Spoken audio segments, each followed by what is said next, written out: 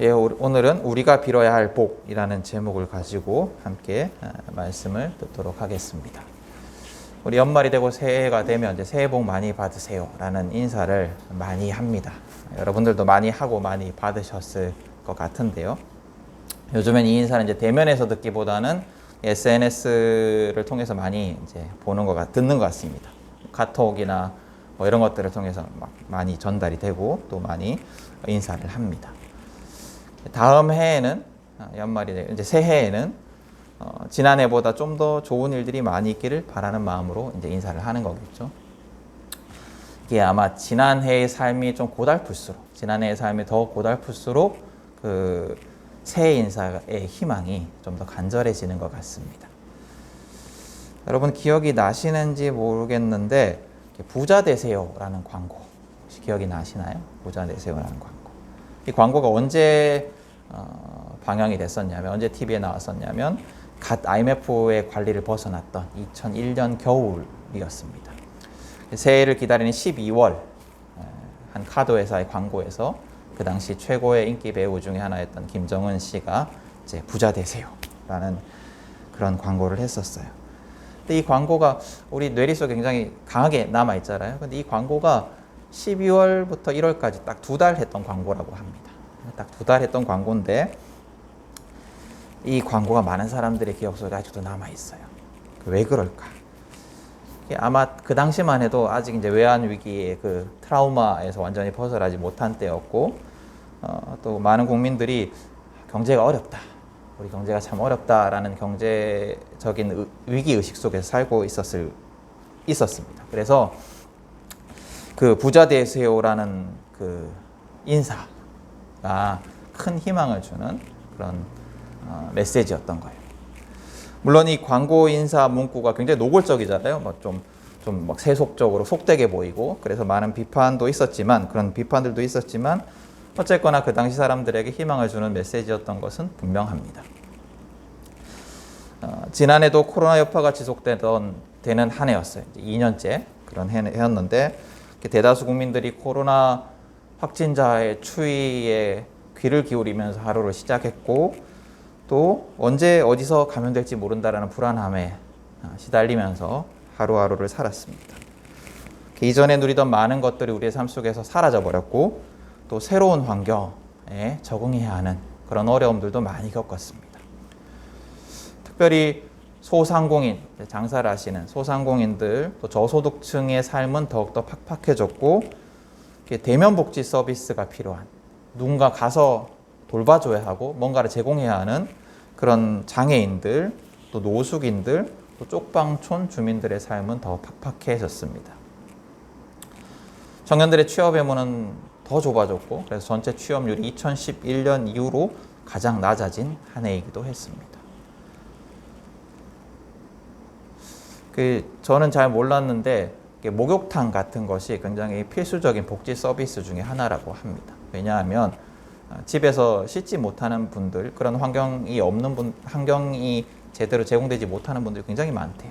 쪽방촌 이렇게 계시는 분들을 보면 그분들은 사실은 집이라고 하는 그 한 평짜리 그 방에서 기거할 수가 없대요. 거기서 잠만 자고 나와야 되는 상황이기 때문에 대부분의 생활을 밖에서 해야 되는데, 이제 코로나 같은 상황이 벌어지면 굉장히 어렵다는 거죠. 목욕탕뿐만 아니라 식당, 어디 모여서 이렇게 뭔가를 제공해 주는 곳, 이런 것이 다 이제 폐쇄가 됐으니까요. 그래서 복지 차원에서 굉장히 위기였다고 합니다. 또 그런 반면에 코로나로 인해서 경제적인 어떤 어려움의 영향을 전혀 받지 않은 사람들도 있고, 또 오히려 더 나아진 사람들도 있습니다. 이런 영향과 또 부동산 폭등 등으로 인해서 우리는 점점 더 심화되는 양극화라는 현실 속에 처해져 있습니다. 근데 설교를 준비하면서 우리가 처한 현실들을 한번 돌아보니까 또 그런 생각이 들기도 합니다. 언제는 우리가 또 이런 불안과 걱정과 어려움을 벗어나 본 적이 있었을까? 늘 힘들었다, 이런 기억들이 있는 것 같아요. 그래서 조금 더 심하고 또 좀 덜하고의 차이일 뿐이지, 언제나 우리가 연초가 되면 어려웠던 한 해를 보내고 또 새해에 대한 희망을 나누는 것 같아요. 우리 현실에는 늘 새로운 희망이 필요합니다. 왜냐하면 언제나 우리의 삶이 언제나 녹록하지 않기 때문이에요. 그래서 사람들은 새해가 되면 또 연말이 되면 길을 쓰고 복을 비는지도 모르겠어요. 여러분은 작년 한 해 어떠셨어요? 살만하셨어요? 괜찮으셨어요? 새로운 희망을 바라는 모습은 교회에서도 마찬가지예요. 우리는 하지 않지만 송구영신 예배를 할 때 보면 이제 한 해의 말씀 이런 것들을 나눠줍니다.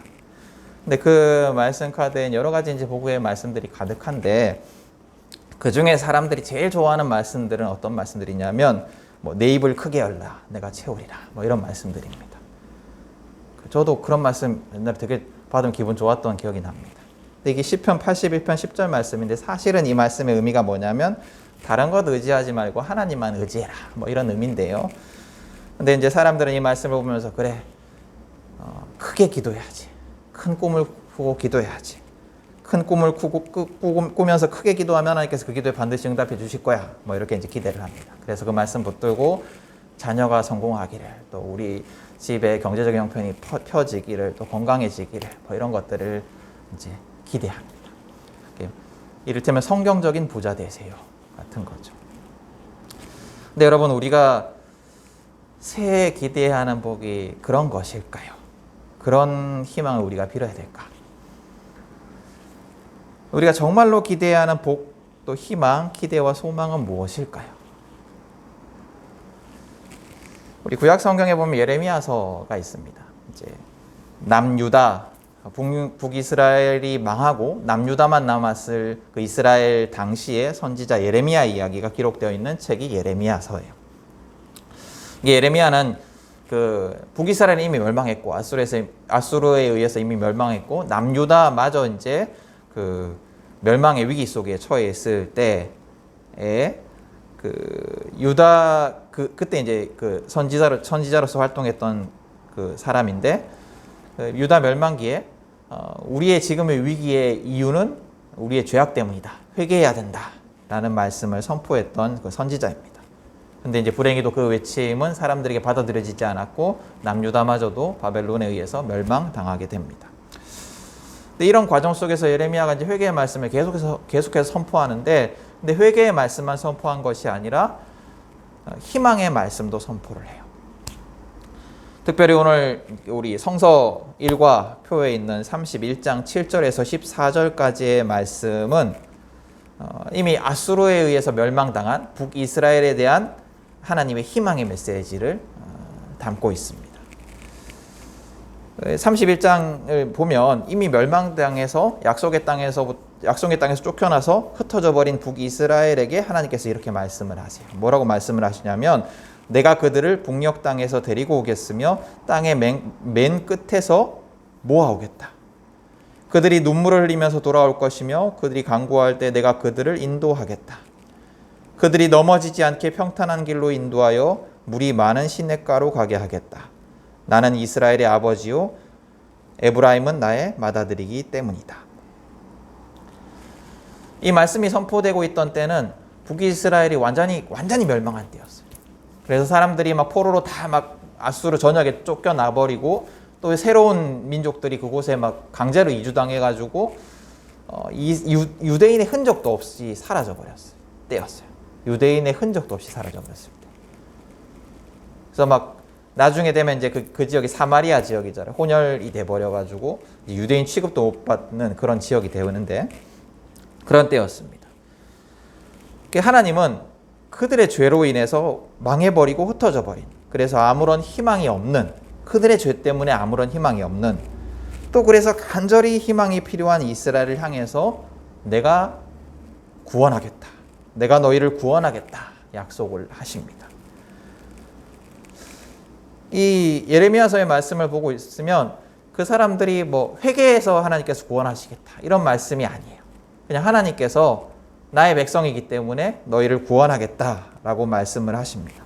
그래서 그들이 오늘 이게 31장 말씀도 쭉 보면 그들이 그 북이스라엘 사람들이 한 거라고 뭐가 있냐, 하나밖에 없어요. 뭐가 있냐면 못 살겠다, 힘들어 죽겠다, 하나님 못 살겠습니다. 힘들어 죽겠습니다. 이렇게 호소한 것밖에 없어요. 그렇지만 하나님은 그들을 구원해 주시겠다라고 약속을 하십니다. 하나님은 그들에게 희망을 주시고 또 그들의 희망이 되십니다. 지난주 우리는 성탄 예배를 드렸습니다. 죄로 인해서 하나님을 배반하고 거짓 희망과 속임수 속에서 참된 희망 없이 살아가던 인간들에게 예수님께서 오셨어요.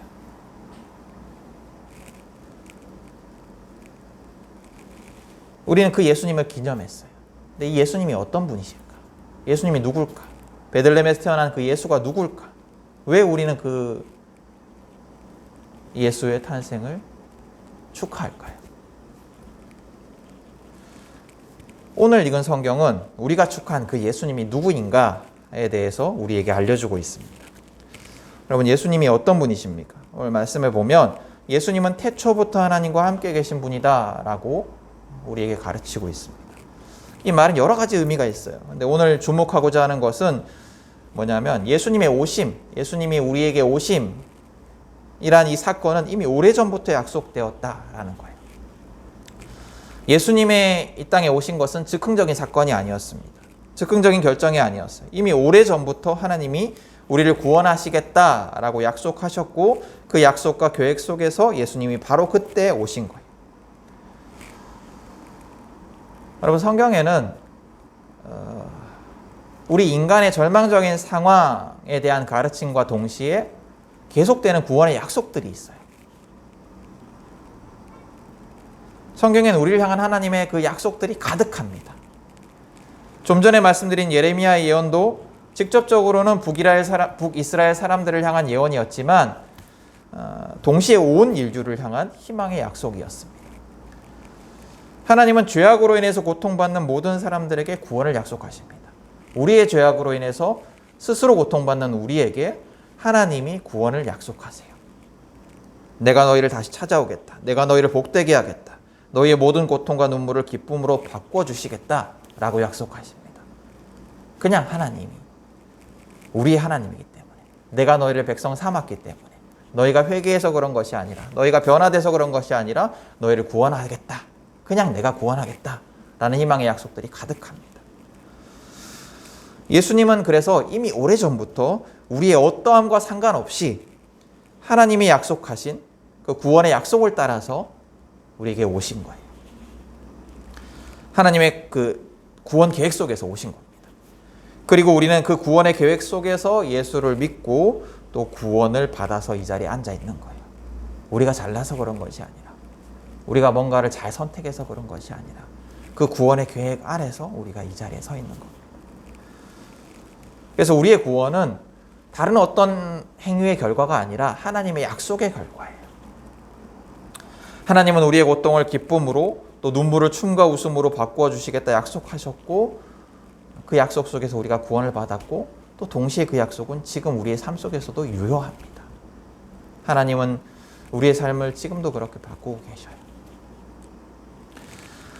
또 오늘 성경에 예수님을 어떻게 소개하고 있냐면 육체로 오신 하나님이시다.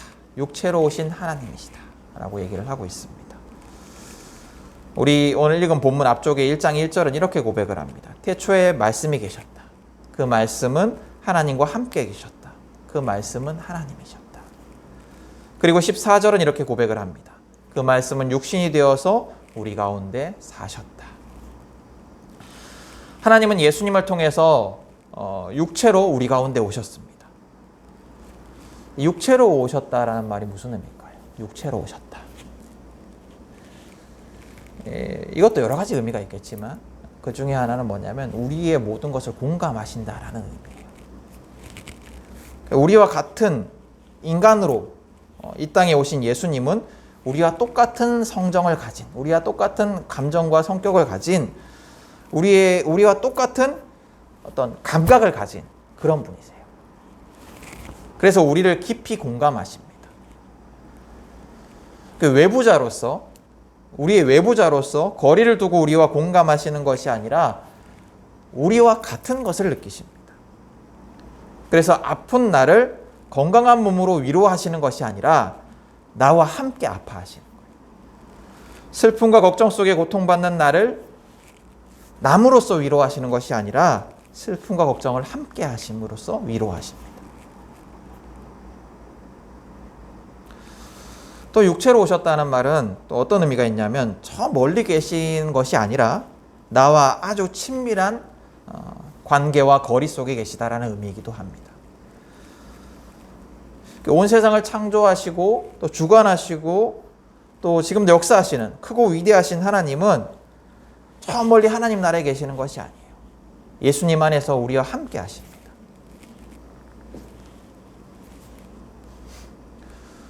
그리고 마지막으로 오늘 성경은 예수님이 빛과 생명을 주시는 분이다 라고 가르치고 있어요. 요한복음에서 생명이라는 단어는 곧 영생을 의미합니다. 예수님 우리에게 영생을 주시는 분이다. 우리를 구원하시는 분이다. 이런 뜻입니다. 그래서 세상은 어둠에 갇혀 있습니다. 죄로 인한 어둠에 갇혀 있습니다. 죄로 인해서 하나님의 심판 아래에 있어요. 모든 세상은 하나님의 심판 아래에 있습니다.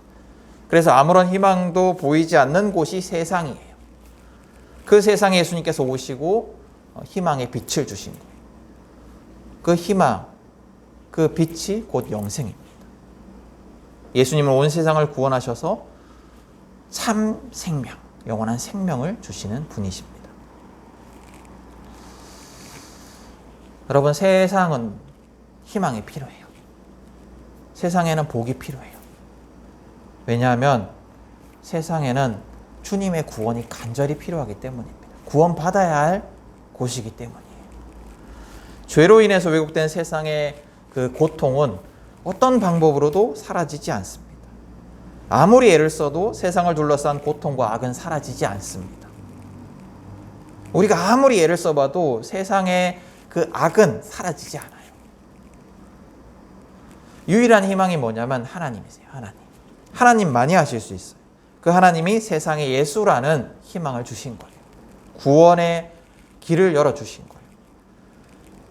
그래서 세상이 간절히 바라야 하는 복은 뭐 부와 건강 이런 것이 아니고 세상이 간절히 바라야 하는 복은 예수님이에요. 세상이 간절히 희망해야 하는 것은 예수님이에요. 그리고 하나님의 놀라운 계획 아래서 구원받은 우리는 이 사실을 늘 기억하고 되새기는 자들입니다. 세상에는 예수가 필요하다라는 이 사실을 늘 기억하고 되새기는 자들입니다. 여러분, 우리는 악으로 인해서 왜곡된 세상 속에 살아갑니다. 세상은 악으로 인해서 왜곡됐기 때문에 하나님과 다른 것을 가르치고 하나님과 다른 것을 원하고 그렇게 살아가요. 요구해요. 우리에게 하나님이 말씀하신 것과 다른 것을 요구해요. 그런 삶을 요구해요. 이런 세상 속에서 하나님과 다른 것을 가르치고 하나님과 다른 것을 요구하는 세상 속에서 우리는 살아가고 있습니다. 여러분, 이미 예수님이 십자가의 사건을 통해서 세상의 악에 대해서 승리하셨습니다. 그러나 악은 세상의 주인의 자리, 세상의 왕의 자리를 놓지 않아요. 놓지 않으려고 해요. 악은 여전히 세상의 주인인 양 우리를 속이면서 왕의 자리를 놓치지 않으려고 합니다. 그래서 그런 세상 속에서 우리는 고통 속에 살아갑니다. 이미 예수님께서 승리하셨지만, 그래서 우리가 하나님의 자녀이지만 악이 아직 세상을 속이고 있기 때문에 우리는 고통 속에 있는 그 세상 속에 살아갑니다. 그 고통 속에 세상의 많은 사람들이 헛된 것이 복이다, 헛된 것이 참 복이다 라고 기대하면서 또 희망이라고 착각하면서 살아갑니다. 그래서 새해가 되면 헛된 것을 서로에게 빌어주는 거예요. 헛된 희망을, 헛된 복을 서로에게 빌어주는 거예요. 그러나 진정한 희망, 진정한 복이 무엇인지 우리는 알아요. 예수를 믿는 우리는 알아요. 진정한 희망, 진정한 복은 예수님이심을 우리는 압니다. 그게 그리스도인이에요. 그래서 참된 그리스도인은 새해가 될 때마다 참된 희망이신 예수님을 기억해야 합니다.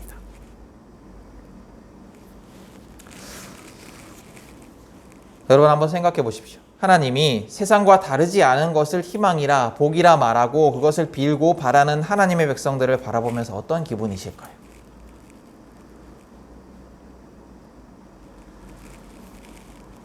네 입을 크게 벌리라 라는 말씀을 받고 하나님이 세상적인 복을 주실 거야 라고 기대하면서 성경식의 부자 되세요를 기대하는 우리를 보고 하나님께서 뭐라 하실까요?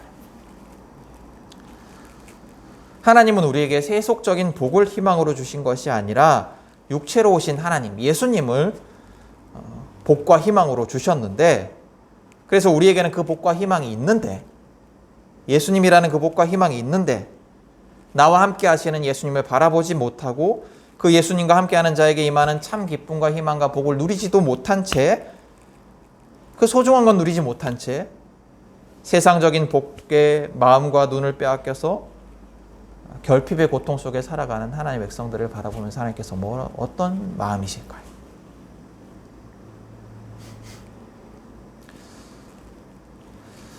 여러분, 우리는 큰 복을 받은 자입니다. 우리는 어떤 것보다도 큰 복을 가지고 있어요. 어떤 것보다도 큰 복, 예수님이 우리를 찾아오셨습니다. 그리고 예수님이 우리와 함께 하시며 더할 수 없이 친밀한 관계 속에서, 육체로 오신 하나님께서 더할 수 없는 친밀한 관계 속에서 우리의 모든 것을 공감하고 계십니다. 변하지 않는 사실이에요. 우리가 그것을 알든 모르든 변하지 않는 사실입니다. 그래서 우리가 복된 삶을 살아가기 위해서는 이미 우리에게 일어난 이 사실, 이미 우리에게 오신 이 예수님이라는 이 복된 사실을 기억하면서 예수님께 모든 것을 의지하고 살아가는 겁니다.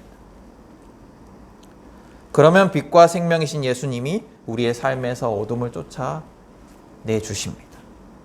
빛과 생명이신 예수님이 우리의 삶을 영원한 생명의 풍성함이 가득한 삶으로 만들어 주십니다.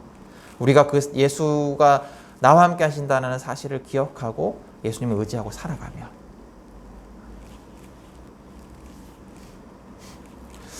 여러분, 우리의 삶은 녹록하지가 않습니다. 세상 속에 우리의 삶은 물론이고 말씀 앞에 우리의 삶은 은혜 없이는 살아갈 수 없는 삶입니다. 여러분 알지 않습니까? 말씀대로 살아간다는 것이 얼마나 어려운 일인지. 여러분, 우리가 우리의 힘으로 성경의 말씀대로 성경의 가르침대로 살아갈 수가 있습니까? 절대 그럴 수 없어요. 말씀 앞에 우리의 존재를 비춰보면 우리는 절대 희망이 없는 자들입니다. 전혀 주님의 뜻대로 살아갈 수가 없어요. 그래서 우리에게 정말로 복이 필요해요. 정말로 희망이 필요합니다. 정말로 예수님이 필요해요. 그런데 그 복은, 그 예수라는 복은 예수를 믿는 자들에게 이미 주어져 있습니다. 그래서 우리는 그 복을 매 순간 기억하기만 하면 됩니다. 그리고 기억하며 주님을 의지하기만 하면 됩니다. 예수님을 의지하는 삶을 살아가는 것, 그것이 우리가 새해 빌어야 하는 복이고 희망입니다. 다른 헛된 것이 아니라. 여러분, 우리는 복 있는 자들입니다. 우리는 언제나 혼자가 아니고 우리는 많은 것을 이미 소유한 자들입니다. 우리는 예수님 때문에 물된 동산처럼 풍성한 복이 넘치는 자들입니다. 여러분, 새해 우리가 이 사실을 기억했으면 좋겠습니다. 그리고 예수님만을 의지하며 살아가는 자들이 될 수 있기를 축복합니다. 우리 오늘 말씀을 기억하면서 잠시 묵상하도록 하겠습니다.